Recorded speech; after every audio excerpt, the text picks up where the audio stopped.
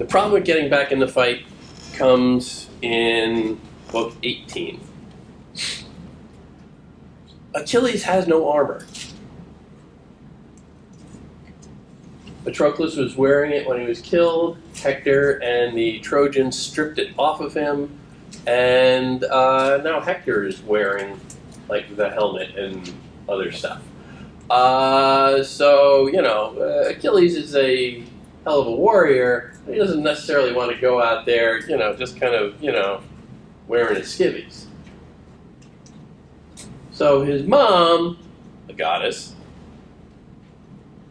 good to have a mom who's a goddess, comes to him and says, okay, look, don't do anything until I get back. I'm going to go back up to Olympus, the mountain with all the gods, and I am going to get you some more armor. And it's going to be special. She goes up and she sees Hephaestus, the Greek blacksmith god. Hephaestus has a long backstory himself, one of the more colorful ones. In many ways, one of the more interesting gods, to be perfectly honest. He is a blacksmith.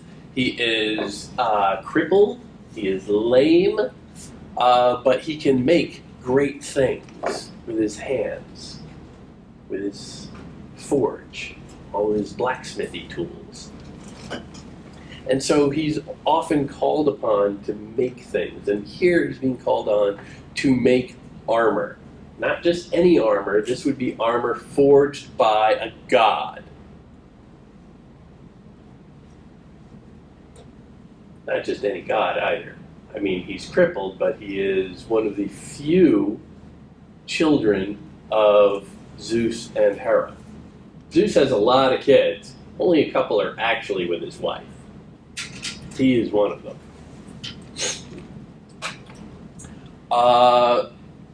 And it's interesting the characteristics of him, in that he is often valued as for his ability to do stuff, to make stuff. And just look at this one passage in book 18, around like line 14 or so. He has been charged with doing this. You know, can you do me this favor? Can you do this? Can you make this armor for me? And the poem says, and with a sponge he wiped around his face and both his arms and powerful neck and shaggy chest. And he put on a tunic, took up his thick staff, and went out the door, limping. And supporting their master were attendants made of gold, which seemed like living maidens. He has attendants made of gold. That's special. Not everybody has that. You said 18. I mean 14. 414 or so. Wait, you said 414? Yeah. Oh. But just that.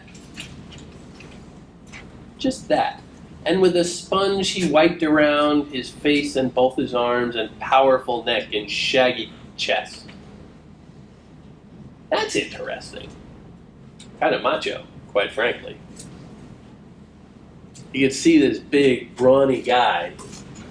Yes, and they allude to his limping. His legs don't work. But his chest is very muscular. And he's doing this heavy work with his hands. And you see that, you know, that sweaty imagery of the worker, the manufacturer, making stuff. A god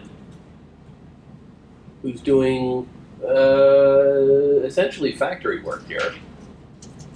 But there's a certain admiration in this, you know? He seems like a macho guy, you know? Who doesn't want to take that sponge and wipe off the sweat and grime from your neck and just, yeah. You know, it's a beer commercial, for God's sakes. But the poem is celebrating that for a reason. Why would a poem like this celebrate that. A sweaty god? What's that got to do with a war? Why would someone memorize that line, that little detail, when it really has no bearing on the plot? What does that do? What does that make you think about Hephaestus? What's the impression of Hephaestus just based on that imagery? Yes? Hardworking. Hardworking, yeah. And hardworking as in, what it's shown, he's working hard. No, like hardworking as in he busts his balls. Yes. He does. He's someone to be respected. He's admirable. Perhaps even more so for the fact that he is physically disabled. Perhaps even more so for the fact that he's a god and he really doesn't need to do anything. You know? It appeals to the people who are working. Appeals to whom? The working class, pretty much. The working class. Like the farmers, the blacksmiths, the people that ride horses, and that sort of stuff. In the ancient world, what percentage would you say that is of society? Majority. The vast majority. We're talking about 99%. And it's interesting also how you lumped in the farmers and the blacksmiths. Yeah. Okay. Think about this period in history. There is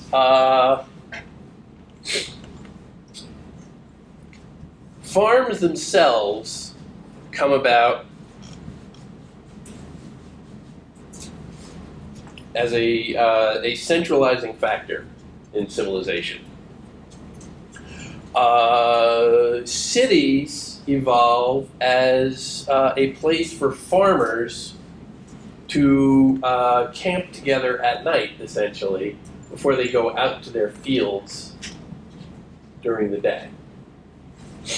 Commuting. But manufacturing is a little different. Actually making stuff with metal is a little different. That's a skill. Farming is too. We don't need to go into that. But we're talking about a different level of civilization there. We're talking about a different level of culture. More advanced. A little bit. A little more advanced. And all of these are showing signs of celebrating a kind of future.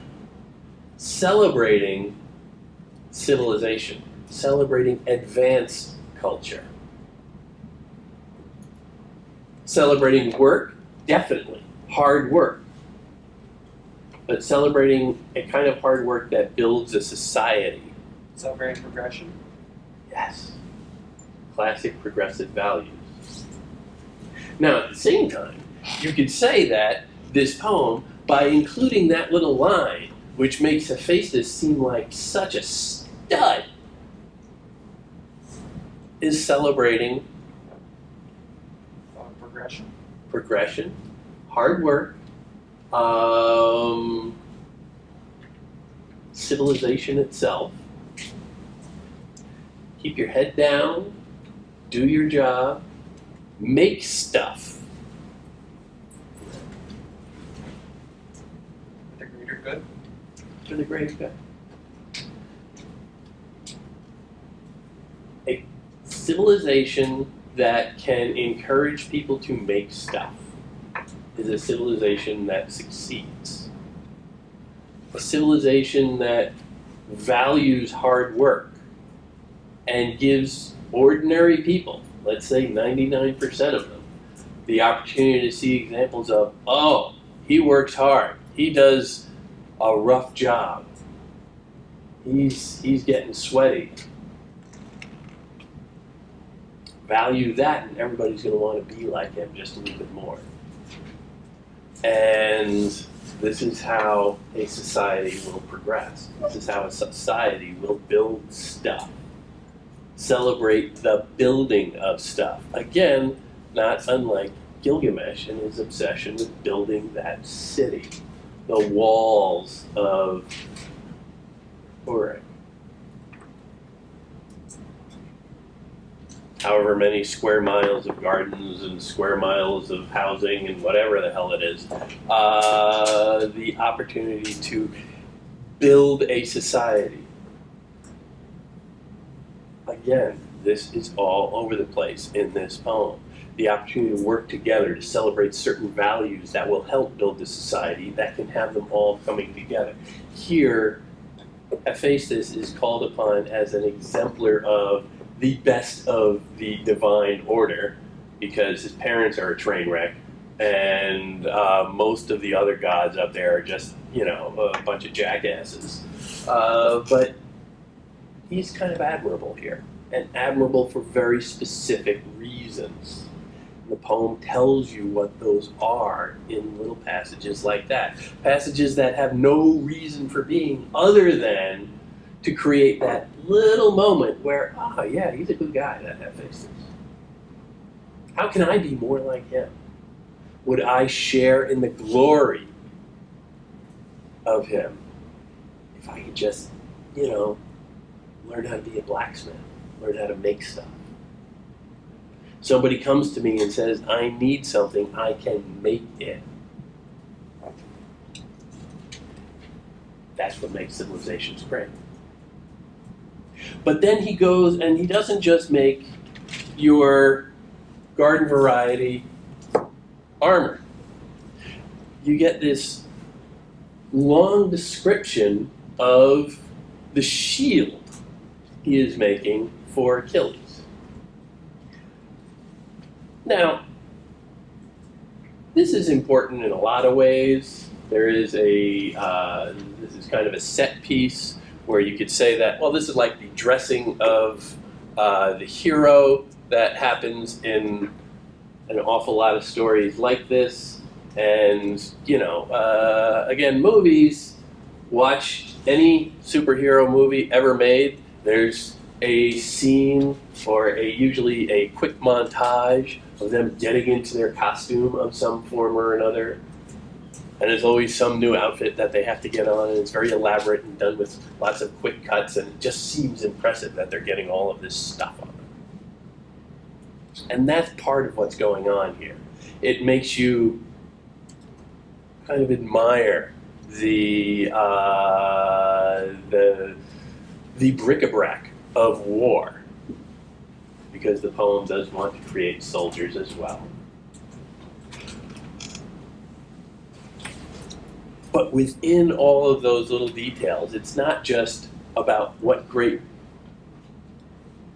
weapons are being created, but specifically the images that are being carved into the shield.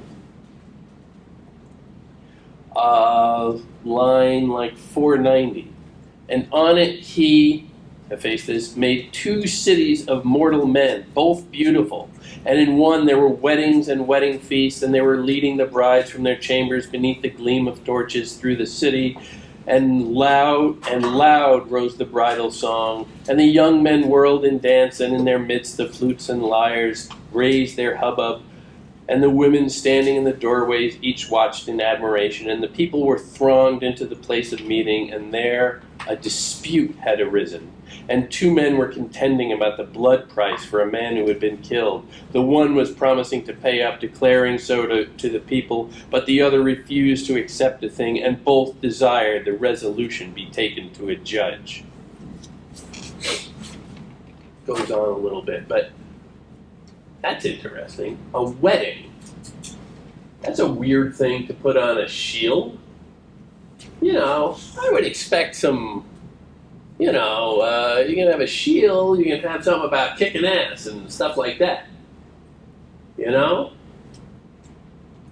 But a wedding? That's chick stuff. Isn't it? No. Why? What does the wedding itself kind of symbolize here?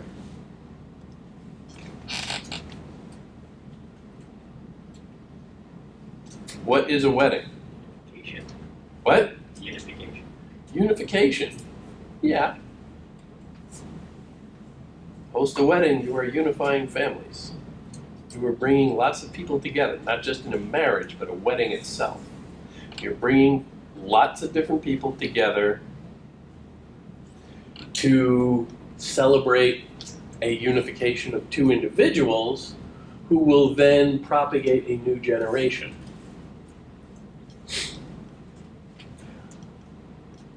But it's even more than that. Kind of like the concern that we see throughout the poem for funeral rites, a wedding is a kind of public celebration, a public rite that brings people together. A wedding is a sign of, usually, some civilization. Sign of culture. You can see different kinds of weddings. Celebrate the different traditions that come out of them. A wedding is something that can happen generally in a peaceful society. Human culture.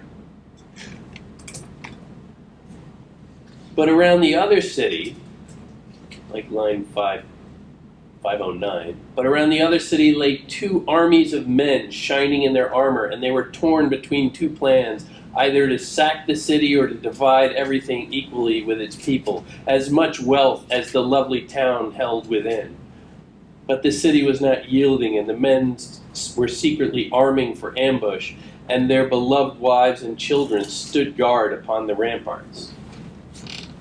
So the other side of the shield has this image. What is that?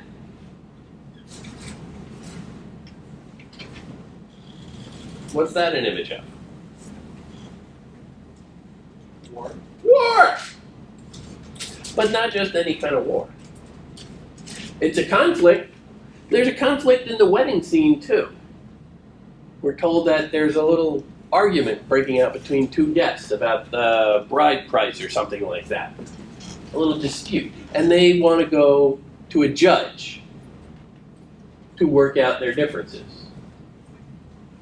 A judge, a justice system, a sense of peaceful resolution of conflicts. Again, very civilized. Here on the war side, it's just outright war. And what do you think about, and their beloved wives and little children stood guard upon the ramparts? What does that suggest?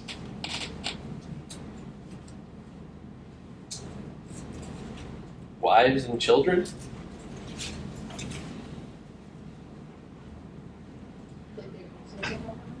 What's that?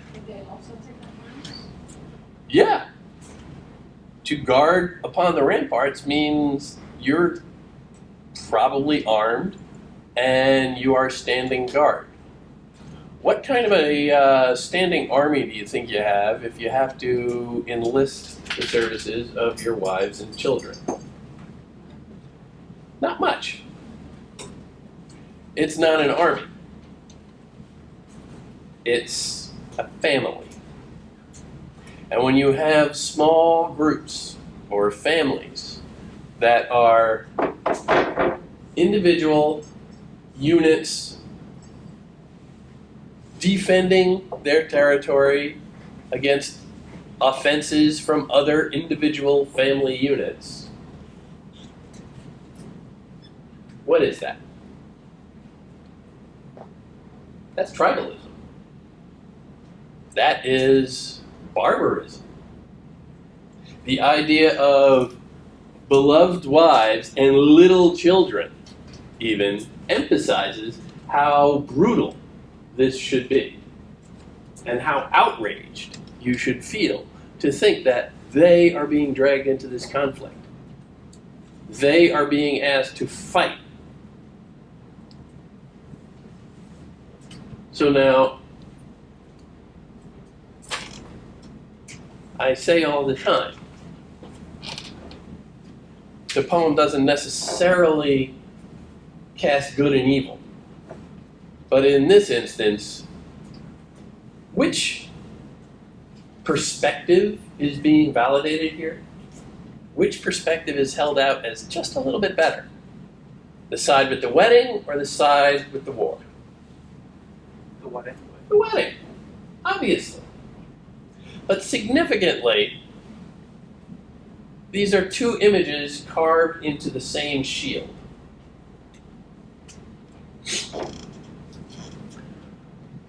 I don't think it's necessarily aspirational, saying, you know, we should all be like the wedding. Be civilized, joined together in a spirit of love, with institutions that adjudicate conflict for peaceful resolutions. But can you ever have that without some awareness of the other impulse as well? Human nature is a stubborn thing. We're never particularly good at the ideal. And we can strive for it and build institutions in its inspiration. But at the same time, the old barbarism is always there. The old instincts won't die. This shield is about human nature as much as any goal to shoot for as a society. You can't have one without the other. On the one hand, on the other, you've got human bestialness and communal ideals. Understanding that those two are there, part of the same thing, on an instrument of war, a shield, which is both a weapon and a defense. It is always one and the other. It is always two parts of the same thing. You can't separate one without the other.